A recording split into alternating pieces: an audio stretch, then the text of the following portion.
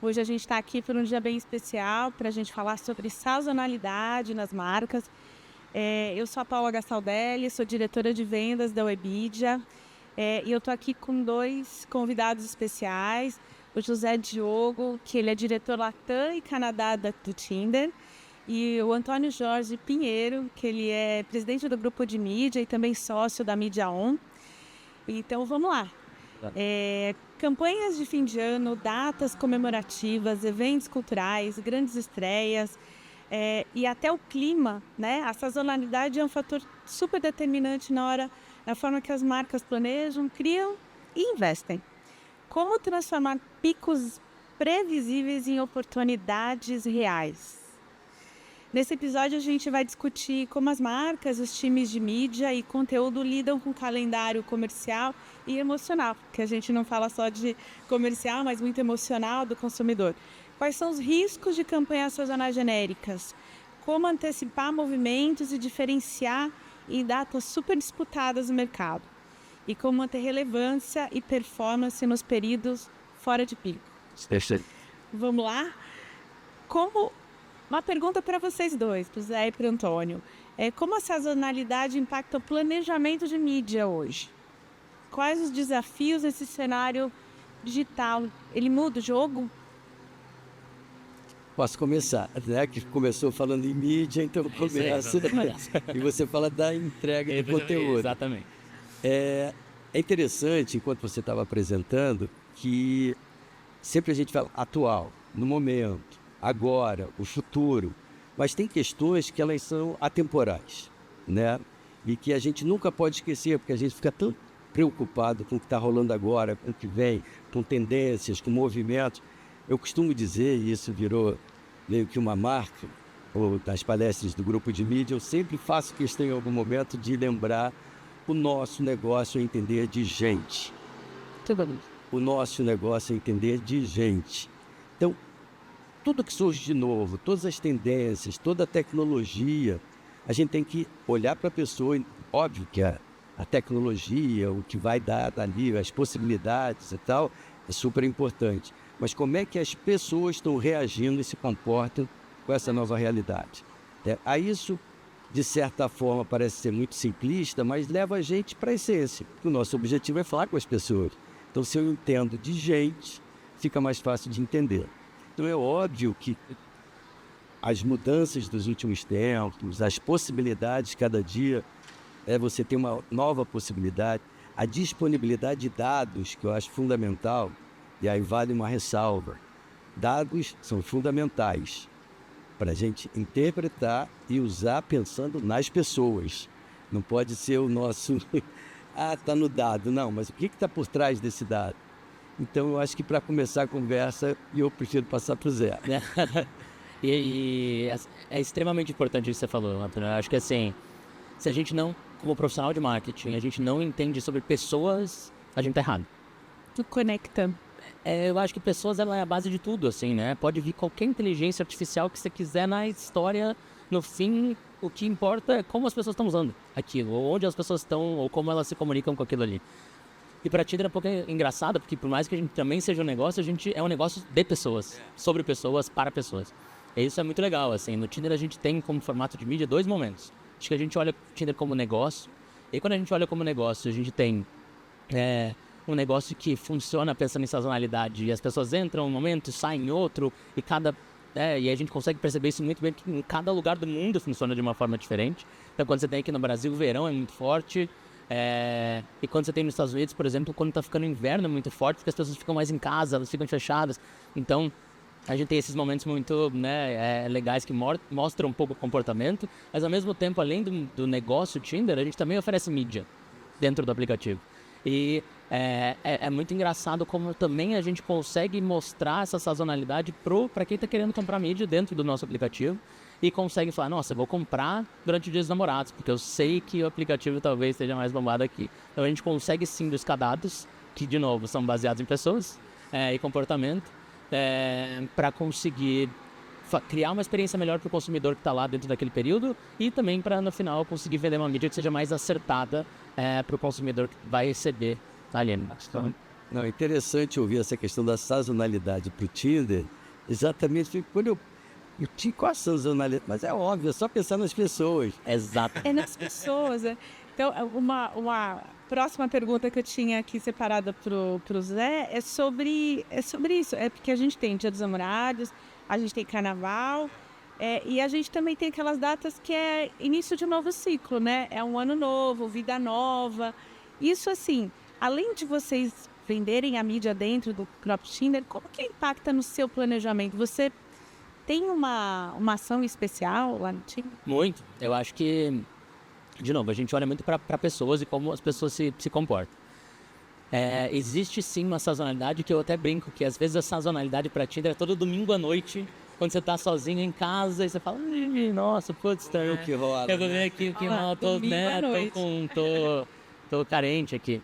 Mas eu acho que, além da sazonalidade natural da semana, que é o domingo à noite, né, a gente tem momentos sim de pico dentro do aplicativo. E eu acho que eles representam muito o que a gente vive, né, no dia a dia. Então, o final de ano, que é a entrada do verão, você vê, e até para todas as marcas, né, quando você fala de qualquer marca de entretenimento, marca de bebida, você tem a naturalidade, principalmente do brasileiro, quando você sai ali né, começa a entrar Natal, começa aquele verão, o calor ele vem muito forte, até o período muito forte do Carnaval, e depois as coisas começam a acalmar de novo, assim, até o final de março.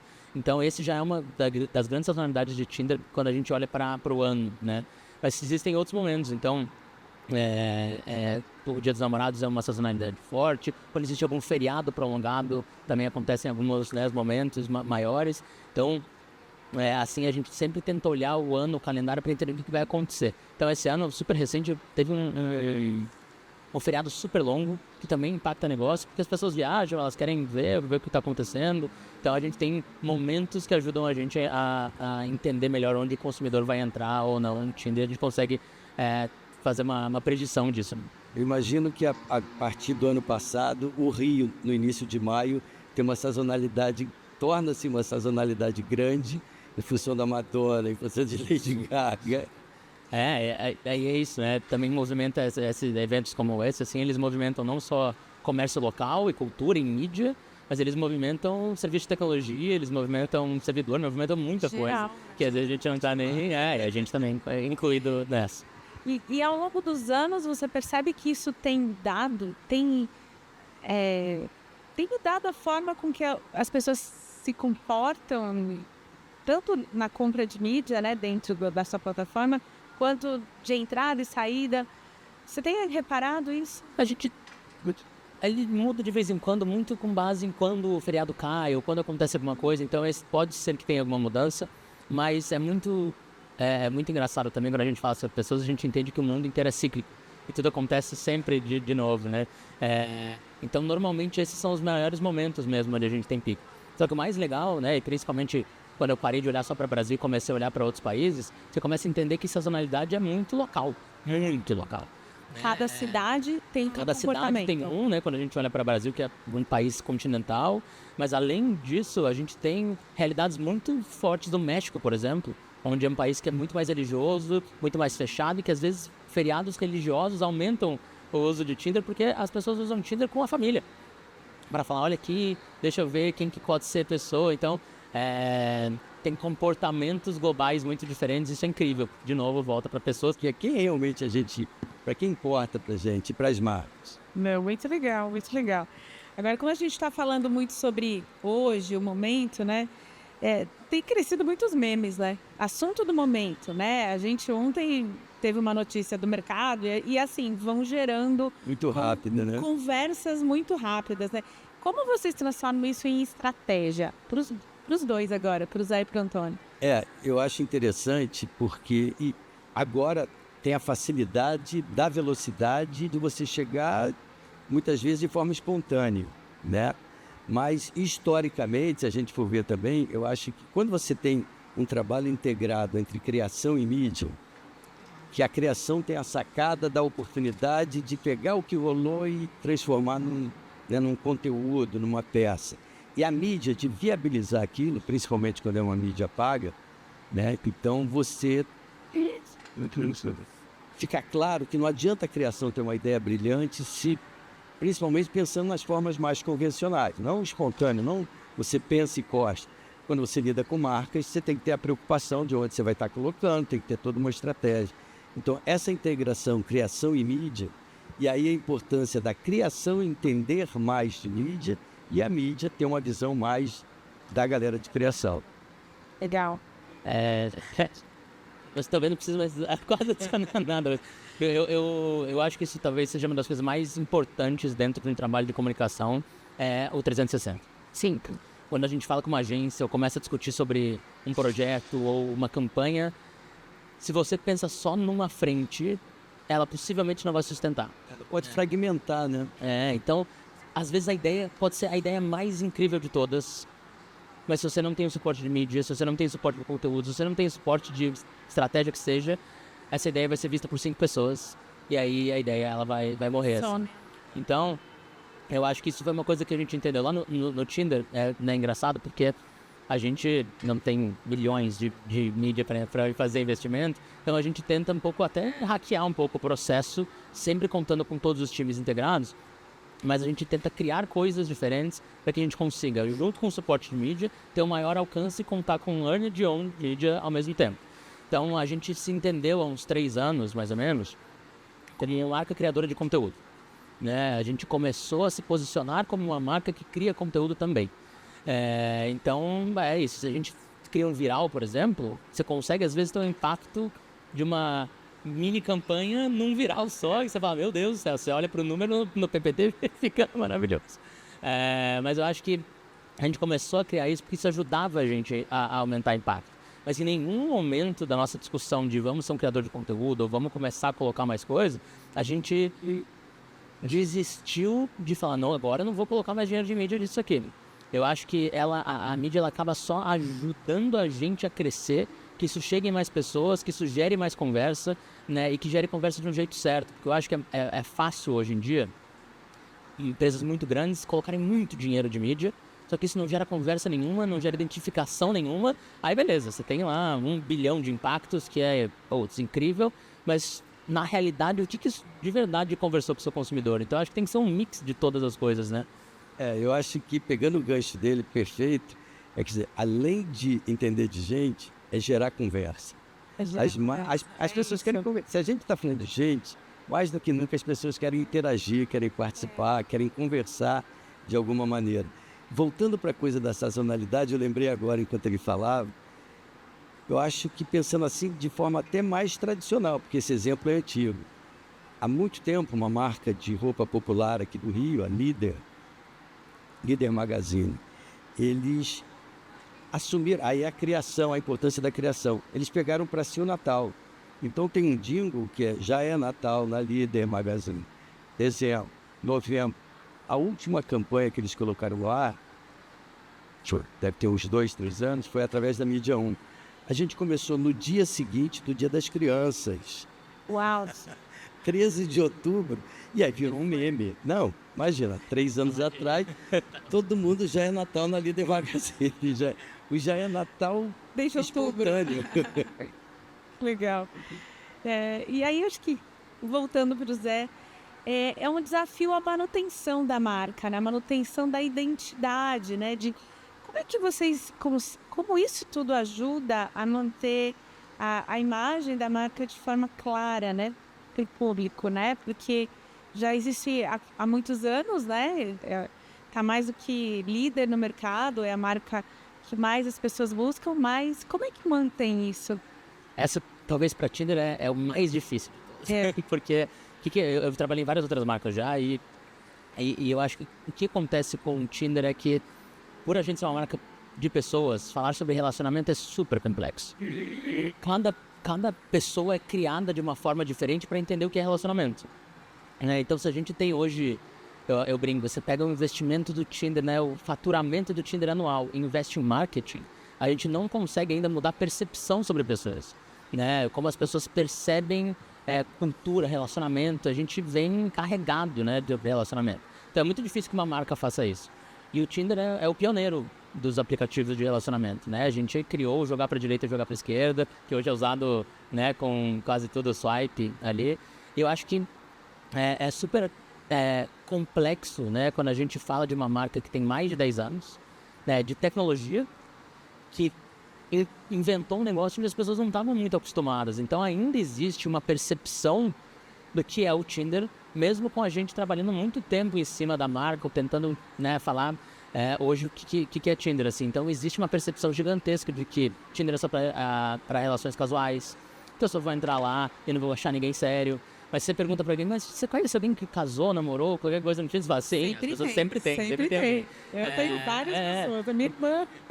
Então tem vários casos que são muito conhecidos, assim, mas ainda existe uma percepção que é super natural de que, né, o Tinder ele é um aplicativo para relações casuais. E quando a gente fala sobre conexões, né, eu sempre falo que o Tinder é para você achar um amor por uma noite ou por uma vida. Então você pode achar, você tem ali opções, às vezes você nem sabe que você entra no aplicativo e você acaba descobrindo pessoas que talvez, né, você nem se conectasse direito antes e começa a se conectar. Então esse trabalho de marca de Tinder, ele é complexo.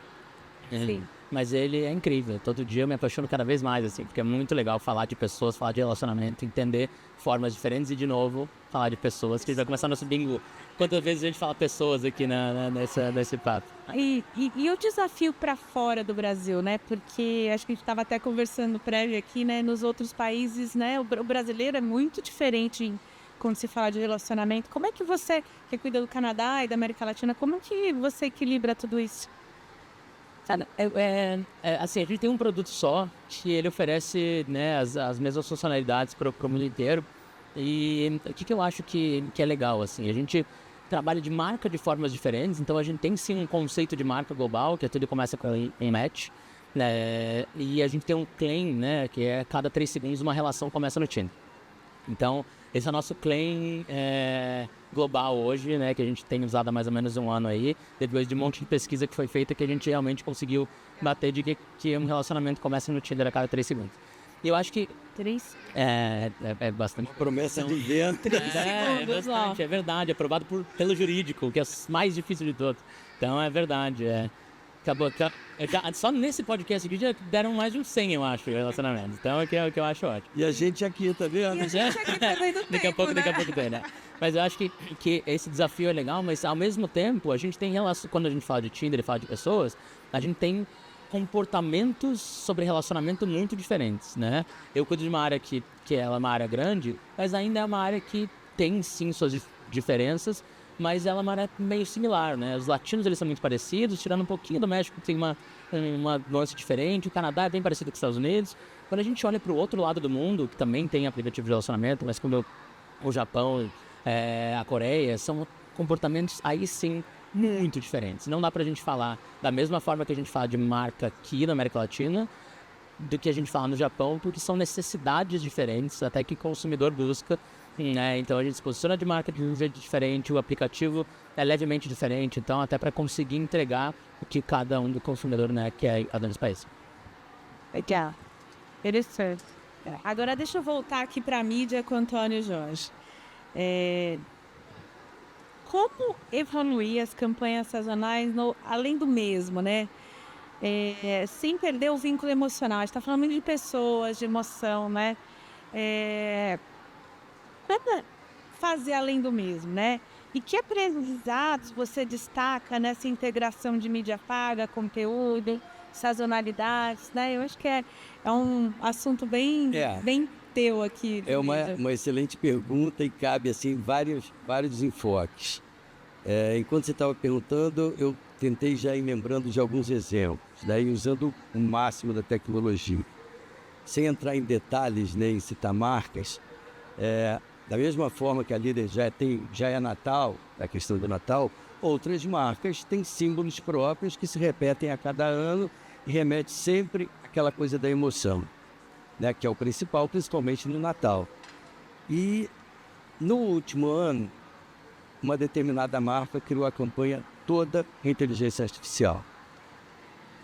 E uma pessoa da marca, em novembro, já a campanha entrando no ar, foi a PUC, né, os meus alunos, dar uma palestra, e comentou da campanha. E aí sempre tem a ligação da questão de quem criou, como foi criado, inteligência artificial e tal. E a pessoa mesmo, sendo responsável pela conta, ela estava incomodada com a campanha, estava ali vendendo, apresentando e tal. Aí uma aluna levanta, pois é, uma pergunta, a campanha de Natal foi criada pela inteligência artificial, não foi? Foi. Nossa, todos os anos eu choro quando eu vejo a comercial de Natal de vocês. Esse ano não. Não sei por que não me emocionou. Então, é uma questão do que você falou. Interessante, né? Se você deixa totalmente com a tecnologia, por mais perfeito que seja, a imagem maravilhosa, não vai passar emoção. Não conecta. Né? Então, eu acho que essa dosagem é que daqui para frente a gente vai ter que conviver com isso e saber que, perfeito, está tudo maravilhoso, a IA fez tudo o que precisava, mas a cereja do bolo é nossa. A gente tem que continuar dando um acabamentozinho ali, no mínimo com a emoção. Legal, muito bom. É um tema super complexo, né? Porque, assim, eu acho que eu sou um super entusiasta da inteligência artificial, mas, ao mesmo tempo, ainda a tecnologia ela tem desenvolvimento. Então, tem coisas que dá para fazer, tem coisas que não dá para fazer. Às vezes, é muito fácil, hoje em dia, confundir o que é inovação com o que realmente é incrível ou bom, né? Não é necessariamente porque existe a inteligência artificial que tem que usá-la para tudo. E ainda não é, talvez, o momento de usar ela para algumas coisas, né? Mas eu ainda acho que, de novo, no fim, e voltando para o nosso grande bingo aqui, mas no fim vai ser sempre sobre pessoas. Sempre sobre pessoas, para pessoas, feito por pessoas. Então eu acho que essa tecnologia ela vem para ajudar a gente a talvez ser mais produtivo, conseguir executar mais coisas, mas no fim sempre vai ser um humano que vai continuar fazendo ali para que o negócio seja diferente. Tem uma máxima que é super importante, assim, né? Quando a gente fala sobre criatividade especificamente, né, e criar coisas novas, criatividade é diferente do que é tendência. Tendência é dado. Dado é o que está acontecendo. Se uma máquina vai ler o que está acontecendo, ela vai ler dado, ela vai ler tendência, ela vai ler um monte de coisa. Criatividade é o novo. Se você pedir, talvez, para uma inteligência criar alguma coisa 100% nova no mundo, ela não vai conseguir, porque ela é abastecida por um monte de dado e falar sobre tendência. Então, assim, eu acho que é muito importante num planejamento de uma estrutura de marca, de qualquer coisa que seja, de criação, de qualquer coisa, mas é muito importante que você tenha um olhar mínimo do que é novo, o que está acontecendo, como eu consigo fazer de um jeito diferente, qual é o frio na barriga que eu sinto que talvez não esteja no PowerPoint, que eu vou mostrar para alguém e falar, eu vou me arriscar aqui, vou fazer isso e que talvez não dê certo, mas outras coisas, eu vou se surpreender. Então, acho que é legal, né? E o inovar não necessariamente está associado a novas tecnologias, né? Ao inovar, às vezes, é fazer um pouco diferente, que talvez o diferente possa ser algo que já foi feito, né? É aquela receita básica, com humor ou que, né, gere um sentimento de emoção. Aí não tem uma dúvida, se você me permite, que eu imagino que quem está nos ouvindo deve estar com essa dúvida com relação ao Tinder. Tem algum critério de filtro para saber se aquele perfil é inteligência artificial ou é uma pessoa real? Cara, a gente tem algumas ferramentas hoje de segurança, que elas permitem, na verdade, que você verifique o seu perfil hoje dentro do Tinder.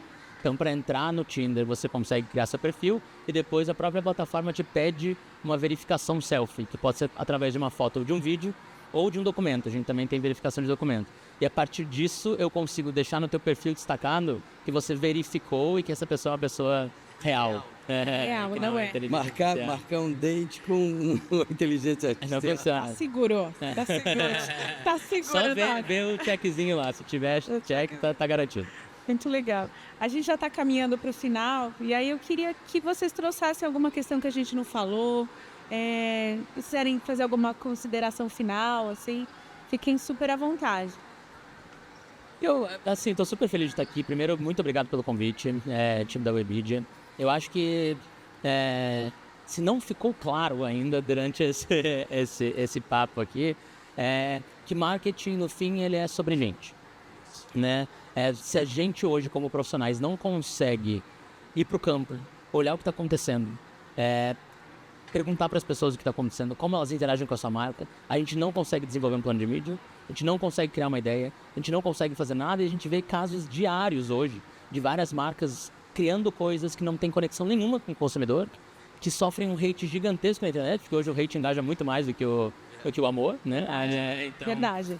Mais do que o amor, isso é triste. então ele tem um engajamento muito forte e às vezes você acaba criando coisas que são super desconexas e no fim, se é sobre isso, né, para uma empresa, você acaba perdendo dinheiro também. Então eu acho que o meu recado final aqui é a gente fica muito tempo atrás do computador. Vamos sair um pouco às vezes, vamos dar uma volta, vamos entender, vamos para um evento, vamos conversar, vamos falar com gente para descobrir o que você tem que fazer como marca. Às vezes você, né, a gente trabalha numa marca que você nem usa às vezes o produto, ou não faz, ou não fala, mas qual é efetivamente, né, o que o teu consumidor está buscando, está querendo ou como ele quer. Então, acho que se eu pudesse deixar um recado, seria esse. Legal, eu acho que o Zé colocou uma coisa séria que é, vamos não abandonar os dados, que os dados são fundamentais, a gente não consegue fazer absolutamente nada sem dados. Mas vamos para a rua observar o comportamento das pessoas. Eu digo que, e isso eu falo em aula inclusive, que para você saber se você está na área certa, entra no elevador, num prédio bem alto, e vê se você fica hesitando em sair para não num determinado andar, para não perder a conversa. Então, e o pior é que eu faço isso. Eu perco o andar para não perder a conversa. E pior, às vezes eu me meto na conversa. Dá palpite, né? Ainda mais quando está saindo, eu dou a minha opinião, né? Então, é isso, é saber ouvir, né? É fundamental saber ouvir e observar. E eu aproveito para agradecer de estar aqui, foi muito bacana. Eu agradeço demais, foi um papo muito gostoso, muito bom. Aprendi com vocês bastante. E a gente está muito feliz de você estar aqui. Muito obrigada mesmo. Obrigada. Obrigado. Já só o começo de muitos papos. É isso aí, vamos nessa. Valeu, gente. Obrigado.